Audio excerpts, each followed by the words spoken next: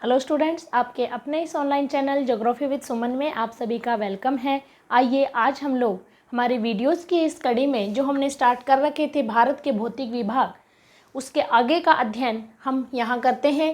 भारत के भौतिक विभाग में उत्तर का पर्वतीय क्षेत्र हम लोग स्टडी कर रहे थे, जिसमें part number first trans Himalaya के बारे में मैं आपको स्टडी करवा चुकी हूँ। अगर आप लोगों ने यह वीडियो नहीं देखा हो तो एक बार अपने इस ट्रांस हिमालय या हम कहें कि उत्तर का पर्वतीय क्षेत्र जहाँ से स्टार्ट होता है वो वीडियो आप एक बार ज़रूर देखें। उस उत्तर के पर्वतीय क्षेत्र को पिछले वीडियो में मैंने आपको बताया कि 3 भागों में विभक्त किया गया है। ट्रांस हिमालय, हिमालय पर्वत श्रेणी एवं पूर्वांचल हिमालय के रूप में। ट्रांस हिमालय का अध्ययन हम लोग कर चुके हैं।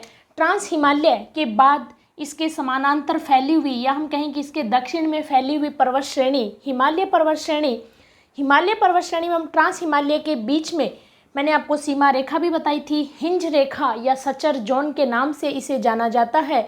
इसके बाद इसके दक्षिण में पूर्व से पश्चिम की ओर 2500 किलोमीटर की लंबाई में, लंबाई कितनी 2500 किलोमीटर, अगर चौड़ाई की बात करते हैं तो 160 से लेकर के 400 किलोमीटर की चौड़ाई के बीच पूर्व में 160 जबकि पश्चिम में 400 किलोमीटर की चौड़ाई में फैली हुई यह पर्वत श्रेणी अपने भारत के उत्तरी पर्वतीय क्षेत्र का एक भाग है।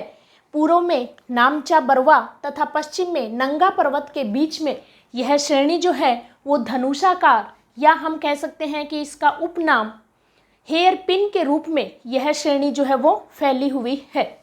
नंगा पर्वत एवं नामचा बरवा पर्वत जो है उसके बाद में यह श्रेणी एक तीक्ष्ण मोड़ बनाती हुई पूर्व में पूर्वांचल हिमालय या हम कहें कि अराकानयोमा, म्यांमार में अराकानयोमा के रूप में यह पर्वत श्रेणी फैली हुई है, जबकि पश्चिम में नंगा पर्वत के बाद एक तीक्ष्ण मोड़ बनाती हुई पाकिस्तान में फैली हुई इस श्रेणी का नाम जो है वो सुलेमान एवं कीर्थर पर्वत श्रेणियों के रूप में जाना जाता है।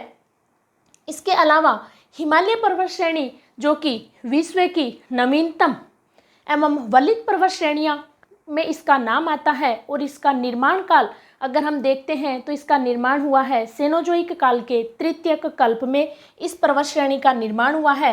इसीलिए इस पर्वत श्रेणी को नवीन वलित पर्वत श्रेणियों के रूप में जाना जाता है। इसके अलावा यह पर्वत श्रेणी जो है यह मैंने आपको बताया कि धनुषाकार रूप में फैली हुई है। तो इस पर्वत श्रेणी का जो तिब्बत की ओर जो ढाल है वो ढाल है उन्नतोदर या अवतल ढाल या हम कहें कि एक धीमी ढाल के रूप में तिब्बत की ओर, जबकि भारत की ओर जो इसका ढाल है वो आ जाता है तीव्र ढाल, तीव्र ढाल या हम कहें कि उत्तल ढाल या इंग्लिश में जिसे कहा जाता है कॉन्वेक्स स्लैब। उत्तल ढाल के रूप में अपने भारत की ओर या तीव्र ढाल के रूप में अपने भारत की ओर यह पर्वत श्रेणी फैली हुई है। हिमालय पर्वत श्रेणी जो है वह पर्वत श्रेणी, इस पर्वत श्रेणी को जो निर्माण काल मैंने आपको बताया कि तृतीयक कल्प में या हम कहें कि सेनोजोइक कल्प के तृतीयक युग में इस श्रेणी का निर्माण हुआ है। तो टेथिस सागर को हिमालय पर्वत श्रेणी का पालनहार कहा जाता है। यानी जब अपनी पृथ्वी का निर्माण हुआ था तो टेथिस सागर जो अंगारा लैंड और गोंडवाना लैंड के बीच का भाग था उसी के अवशेष के रूप में यह हिमालय पर्वत श्रेणी जो है इसका निर्माण हुआ है। यानी भूसन्नति जो टेथिस सागर के रूप में थी उसी से ही हिमालय पर्वत श्रेणी का निर्माण हुआ है। हिमालय पर्वत श्रेणी जो है वो अनेक श्रेणियों से निर्मित है और इन श्रेणियों को अगर हम देखते हैं तो अलग अलग हम 3 भागों में इसको विभाजित करते हुए अध्ययन करते हैं, जिसमें फर्स्ट नंबर जो आती है जिसे कहा जाता है महान, ग्रेट या आंतरिक या हिमाद्री हिमालय। हिमाद्री हिमालय इस श्रेणी को कहा जाता है, जबकि नंबर 2 जो श्रेणी आती है जिसे कहा जाता है मध्य या लघु हिमालय, मध्य या लघु हिमालय, जबकि नंबर 3 जो श्रेणी आती है वो कहलाती है शिवालिक, शिवालिक या बाह्य हिमालय। बाह्य हिमालय यानी ये तीनों श्रेणियां एक दूसरे के समानांतर रूप में फैली हुई है।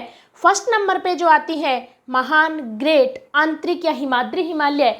इस श्रेणी को हिमाद्री हिमालय इसलिए कहा जाता है कि इस पे ज़्यादातर क्या है, बर्फ़ जमी रहती है, इसीलिए, या हम कहें कि इन तीनों श्रेणियों में से ग्लेशियर्स जो उपस्थित हैं वो कौन सी श्रेणी में, महान, ग्रेट या आंतरिक या हिमाद्री हिमालय में है, इसीलिए इस श्रेणी को क्या कहा जाता है, हिमाद्री हिमालय। तो आइए सबसे पहले हम देखते हैं महान, ग्रेट, आंतरिक या हिमाद्री हिमालय को। तो यह पर्वत श्रेणी जो है यह हिमालय की सबसे ऊंची पर्वत श्रेणी मानी जाती है, क्योंकि इसकी जो औसत ऊंचाई है वो है 6100 मीटर। कितनी? 6100 मीटर। हिमालय की जो सर्वोच्च चोटियां हैं वो कौन सी श्रेणी में, महान, ग्रेट या आंतरिक हिमालय में ही पाई जाती है, इसीलिए इसकी औसत ऊंचाई जो है वो है 61 मीटर। और अपने इसके सर्वोच्च चोटियों के बारे में अगर बात करें तो विश्व की सबसे ऊंची चोटी माउंट एवरेस्ट जो कि नेपाल में स्थित है, मकालू, मंसालू, धौलागिरी, अन्नपूर्णा, नंदा देवी, इसके अलावा नंगा पर्वत, नामचा बरवा पर्वत, ये कौन सी श्रेणी में, ये महान हिमालय या ग्रेटर या आंतरिक हिमालय में ही फैले हुए हैं। इन श्रेणियों के नाम भी हम यहाँ लिख सकते हैं। माउंट एवरेस्ट जो कि विश्व का सबसे अधिक ऊंचा माउंट एवरेस्ट पर्वत शिखर है। इसके अलावा मकालू जो कि नेपाल में स्थित है, माउंट एवरेस्ट भी नेपाल में, मंसालू भी नेपाल में, अन्नपूर्णा भी नेपाल में, इसके अलावा धौलागिरी, इसके अलावा अपने उत्तराखंड में स्थित नंदा देवी, इसके अलावा नंगा पर्वत और नामचा बरवा मैंने ऑलरेडी लिख रखे हैं। ये पर्वत श्रेणियाँ जो है, ये पर्वत चोटियाँ जो है वो कौन सी श्रेणी में, अपने महान, ग्रेटर या आंतरिक हिमालय में स्थित है। यह पर्वत श्रेणी जो है इसमें अनेक ग्लेशियर्स भी स्थित हैं। अगर हम देखते हैं उत्तराखंड में ग्लेशियर्स जो है, Milam glaciers, Gangotri glaciers, Yamunotri glaciers, और इसके आगे आते हैं तो जेमू ग्लेशियर्स सिक्किम में। इस तरह से जो है अनेक ग्लेशियर्स भी इसी हिमालय की इसी श्रेणी में स्थित है, जहाँ से अनेक नदियाँ, जब हम अपवाह तंत्र पढ़ेंगे जब भी आप देखेंगे कि गंगा, यमुना, इन सब नदियों का उद्गम भी इसी महान श्रेणी से ही होता है, क्योंकि इसमें उपस्थित जो ग्लेशियर्स हैं वहीं से इन नदियों का क्या है, उद्गम स्थल है। इसके अलावा अगर इस श्रेणी में स्थित दर्रों के बारे में हम बात करते हैं तो वो दर्रे जम्मू कश्मीर में आ जाते हैं। बनिहाल दर्रा, बुर्जिल दर्रा, जोजिला दर्रा, इसके अलावा हिमाचल प्रदेश में आते हैं तो सिपकिल्ला दर्रा, सॉरी मैंने ये सिंबल ये बना दिए हैं, सिपकिल्ला दर्रा, बारालाचला दर्रा। इसके अलावा उत्तराखंड में आते हैं तो थांगला दर्रा, लिपुलेख दर्रा। इसके अलावा सिक्किम में आते हैं तो नाथुला दर्रा, जेलेपला दर्रा। इसके अलावा उत्तराखंड में आते हैं तो बोमडिल्ला दर्रा। इस तरह से ये जो दर्रे हैं वो इस महान, ग्रेटर या आंतरिक हिमालय में फैले हुए हैं। ये मैंने आपको बताया कि हिमालय की इन तीनों श्रेणियों में सर्वाधिक ऊंची, क्योंकि सबसे ऊंची जिसकी औसत ऊंचाई कितनी है, 6100 मीटर, और इसके सर्वोच्च चोटियां भी इसी श्रेणी में स्थित है, तो ये फैली हुई है। अब हम देखते हैं इसके बाद नंबर 2, मध्य या लघु हिमालय। दूसरी बात, इसी पर्वत श्रेणी में ही कश्मीर घाटी भी स्थित है, यानी कश्मीर जो कि एक घाटी के रूप में एक नगर है, तो ये कश्मीर घाटी भी कहाँ, महान श्रेणी में ही एक अभिनतीय घाटी के रूप में स्थित है। और अब हम देखते हैं मध्य या लघु हिमालय, यानी इसी पर्वत श्रेणी के समानांतर, जिसको अलग अलग नामों से भी जाना जाता है, तो यह श्रेणी जो है वो फैली हुई है। इसका नेक्स्ट पार्ट जो आ जाता है नेपाल में, इसके बाद आ जाती है अपने अरुणाचल प्रदेश में। इस तरह से सेकंड नंबर पार्ट मध्य या लघु हिमालय जिसे कहा जाता है। इस पर्वत श्रेणी के अलग अलग नाम भी हैं, जैसे जम्मू कश्मीर में पीर पंजाल, पीर पंजाल, पीर पंजाल, धौलाधर, धौलाधर। उत्तराखंड में आते हैं तो कहा जाता है नागटिब्बा, नागटिब्बा या मंसूरी भी कहा जाता है। नेक्स्ट, नेपाल में इसे कहा जाता है महाभारत। सिक्किम में इसे कहा जाता है डोकिया, क्या कहा जाता है, डोकिया। तो इस तरह से मध्य या लघु हिमालय के क्या है, अलग अलग क्षेत्र में अलग अलग नाम है। जैसे मैंने आपको बताया कि जम्मू कश्मीर में पीर पंजाल, देन जम्मू कश्मीर और हिमाचल प्रदेश दोनों में मिक्स रूप से धौलाधर, और इसके आगे अगर हम देखते हैं तो उत्तराखंड में नागटिब्बा या मंसूरी, और इसके आगे नेपाल में महाभारत और सिक्किम में डोकिया नाम से इसे जाना जाता है। इसके अलावा इस श्रेणी में क्या है, अनेक घाटियां भी स्थित है, जैसे कश्मीर घाटी जो कि मैंने आपको बताया मध्य हिमालय और इन दोनों के बीच में स्थित है। तो कश्मीर घाटी जम्मू कश्मीर में, इसके आगे आते हैं तो कुल्लू कांगड़ा घाटी, इसके आगे अगर हम आते हैं तो आती है कांगड़ा घाटी, कुल्लू घाटी, मंसूरी घाटी, और यहाँ नेपाल में आ जाती है काठमांडू घाटी। तो ये क्या है, अनेक घाटियाँ भी इस श्रेणी में फैली हुई हैं। इसके अलावा इस श्रेणी की एक और अन्य विशेषता कि मध्य हिमालय एवं लघु हिमालय के बीच में, मध्य हिमालय एवं लघु हिमालय और मध्य हिमालय एवं महान हिमालय के बीच में जो है वो कुछ कुछ क्या पाए जाते हैं, घास के मैदान पाए जाते हैं, जैसा कि कश्मीर घाटी में भी पाए जाते हैं, जिन्हें क्या कहा जाता है, मर्ग कहा जाता है। यानी यहाँ जो बीच में समतल मैदानी भाग जहाँ घास के मैदान हैं उन्हें कहा जाता है मर्ग। कहाँ, कश्मीर में मर्ग कहा जाता है। उदाहरण के लिए गुलमर्ग, सोनमर्ग, तो ये क्या है, घास के मैदानी भाग हैं, जबकि उत्तराखंड में इन्हें बुग्याल या प्यार कहा जाता है। तो ये कुछ कुछ शब्द भी आप नोट करते जाइए कि घास के मैदान मार्ग कहा जाता है, हम कह सकते हैं किसी श्रेणी के पश्चिम में, जबकि उत्तराखंड में कहा जाता है बुग्याल या प्यार, बुग्याल या प्यार कहा जाता है। इस प्रकार यह मध्य या लघु हिमालय श्रेणी जो है वो फैली हुई है। और एक दूसरी बात कि महान हिमालय और मध्य या लघु हिमालय के बीच में जो सीमा रेखा है इसे कहा जाता है MCT। देखिए आप नक्शे में भी बना सकते हैं और मैं आपको यहाँ भी शो कर देती हूँ। इनके बीच की जो सीमा रेखा है इसे कहा जाता है MCT, मेन सेंट्रल थ्रस्ट। इससे पहले थी सचर जोन या हिंज रेखा ट्रांस हिमालय और महान हिमालय के बीच, जबकि महान हिमालय और मध्य हिमालय के बीच में जो सीमा रेखा आती है इसे कहा जाता है MCT, मेन सेंट्रल थ्रस्ट। और इसके बाद फैली हुई है मध्य या लघु हिमालय।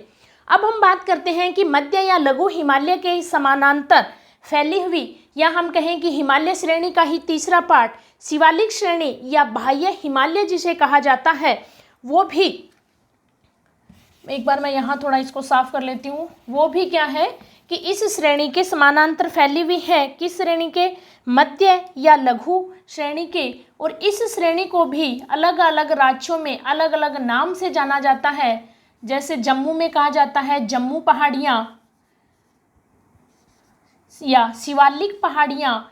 इसके अलावा इस श्रेणी की एक विशेषता कि यह पाकिस्तान के पोटवार प्रदेश से लेकर के अपने भारत में बहने वाली कोसी नदी तक, तो यह श्रेणी क्या है, लगातार या हम कहें कि निरंतर रूप में फैली हुई है। जबकि इसके बाद जो है वो कुछ टूटे हुए टुकड़ों के रूप में पाई जाती है। उदाहरण के लिए अरुणाचल प्रदेश में मिसमी, डफला, अभोर, ये जो श्रेणियां हैं या ये जो पर्वत चोटियां हैं वो किसका भाग है, शिवालिक श्रेणी का ही भाग है। जबकि ये निरंतर ना होकर के क्या हुआ है, बीच बीच में टूटी हुई, या हम कहें कि निरंतरता इनकी खत्म हो जाती है। तो यह पोटवार प्रदेश पाकिस्तान का यहाँ से लेकर के अपने कोसी नदी तक इसका निरंतर रूप है। कौन सी श्रेणी का, शिवालिक या बाह्य हिमालय का। जबकि इसके बाद जो है वो कुछ टूटे हुए भाग में, मैंने आपको उदाहरण बताया कि अरुणाचल प्रदेश की मिसमी, डफला, अभोर, इन श्रेणियों के रूप में यह श्रेणी जो है वो फैली हुई है। इसके अलावा मैंने आपको बताया कि अलग अलग भागों में, जैसे जम्मू में जम्मू हिल्स, पंजाब में इराना हिल्स, उत्तराखंड में शिवालिक और नेपाल में चूरिया मुरिया, इस श्रेणी को कहा जाता है। इसके अलावा इसमें एक अन्य विशेषता कि मध्य हिमालय और शिवालिक हिमालय के बीच, मध्य हिमालय और शिवालिक हिमालय के बीच कुछ घाटियां पाई जाती हैं जिन्हें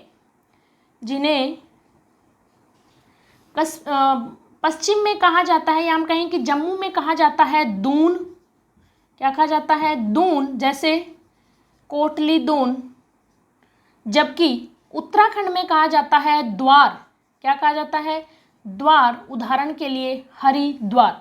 तो ये क्या है? मध्य हिमालय और शिवालिक हिमालय के बीच कुछ घाटियां पाई जाती है जिनके क्या है? अलग अलग नाम हैं। मैंने बताया दून कहाँ? पश्चिम में, या हम कहें कि कश्मीर में। जबकि पूर्व में क्या कहा जाता है, या हम कहें कि उत्तराखंड में क्या कहा जाता है? द्वार। इन श्रेणियों को कहा जाता है। इसके अलावा इस श्रेणी की विशेषता कि मध्य और लघु हिमालय या शिवालिक या बाह्य हिमालय के बीच जो सीमा रेखा है इसे कहा जाता है MBT, man boundary thrust.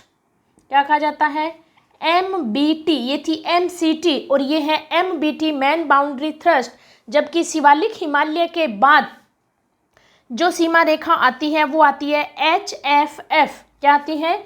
Himalaya front fold, इसे कहा जाता है हिमालय फ्रंट फोल्ड। और इस सीमा रेखा के बाद अपने भारत का जो पर्वतीय जो प्रादेशिक भाग जो फैला हुआ है वो है उत्तर का मैदानी भाग। यानी हिमालय पर्वत श्रेणी और इसके बाद फैला हुआ अपने भारत का जो प्रादेशिक विभाग उत्तर का मैदानी भाग है, उन दोनों के बीच में जो सीमा रेखा है वो है HFF, हिमालय फ्रंट फोल्ड। यह सीमा रेखा इन दोनों के बीच में स्थित है। और इसके बाद मैंने आपको बताया कि अपने भारत का प्रादेशिक विभाग उत्तरी मैदानी भाग जो है वो फैला हुआ है। इस प्रकार हम लोगों ने देखा हिमालय पर्वत श्रेणी, जो कि अलग अलग श्रेणियों के रूप में मैंने आपको बताया, महान या ग्रेटर हिमालय के रूप में, मध्य या लघु हिमालय के रूप में, जबकि शिवालिक या बाह्य हिमालय के रूप में यह श्रेणी फैली हुई है। उम्मीद करती हूँ कि आप लोगों को यह अच्छे से समझ में आया होगा। इसके नेक्स्ट वीडियो में हम देखेंगे कि हिमालय पर्वत श्रेणी का जो प्रादेशिक विभाजन किया गया है उनके बारे में, जबकि इसका नेक्स्ट पार्ट जो है पूर्वांचल हिमालय, वो हम इसके आगे वीडियोस की कड़ी में हम लोग स्टडी करेंगे। उम्मीद करती हूँ कि आप लोगों ने साथ साथ शॉर्ट नोट भी बनाए होंगे, ताकि फिर से आप एक बार उन शॉर्ट नोट को रिवाइज करके इस वीडियो को और अच्छे से समझ पाएँ और यह मैप भी आप लोग साथ साथ बनाएं। और इसी के साथ ही मेरा यह वीडियो मैं यहीं एंड करना चाहूँगी।